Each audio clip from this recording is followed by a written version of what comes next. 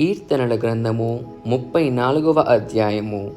దావీదు అబీమెలెకు ఎదుట వెర్రివాని వలె ప్రవర్తించి అతని చేత తోలివేయబడిన తరువాత రచించిన కీర్తన. నేనెల్లప్పుడూ యెహోవాను సన్నుతించెదను, నిత్యము ఆయన కీర్తి నా నోట నుండును. యెహోవాను బట్టి నేను అతిశయించుచున్నాను, దీనులు దానిని విని సంతోషించెదరు. నాతో కూడి యెహోవాను గణపరచుడి, మనము ఏకముగా కూడి ఆయన నామమును గొప్ప చేయుదము. నేను యెహోవా యొద్ద విచారణ చేయగా ఆయన నాకు ఉత్తరమిచ్చెను.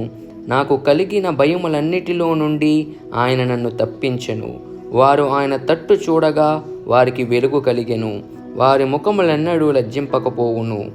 ఈ దీనుడు మొర్రపెట్టగా యెహోవా ఆలకించెను, అతని శ్రమలన్నిటిలో నుండి అతని రక్షించెను. యెహోవా యందు భయభక్తులు గల వారి చుట్టూ ఆయన దూత కావలియుండి వారిని రక్షించును.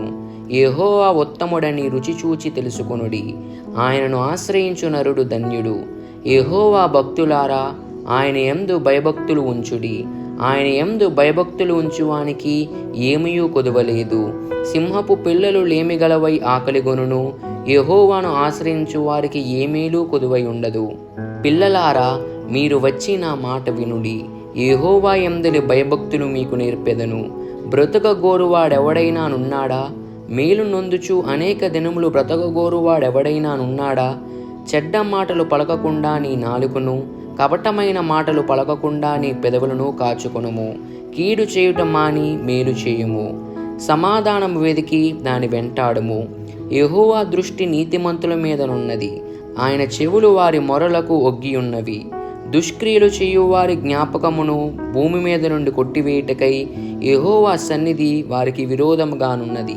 నీతిమంతులు మొర్రపెట్టగా యెహోవా ఆలకించును, వారి శ్రమలన్నిటిలో నుండి వారిని విడిపించును. విరిగిన హృదయము గల వారికి యెహోవా ఆసన్నుడు, నలిగిన మనసు గల వారిని ఆయన రక్షించును.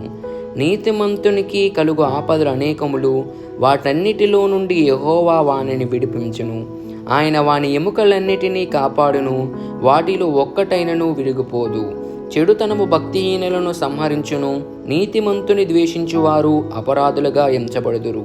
యెహోవా తన సేవకుల ప్రాణమును విమోచించును, ఆయన శరణు జొచ్చిన వారిలో ఎవరునూ అపరాధులుగా ఎంచబడరు. ఆమేన్.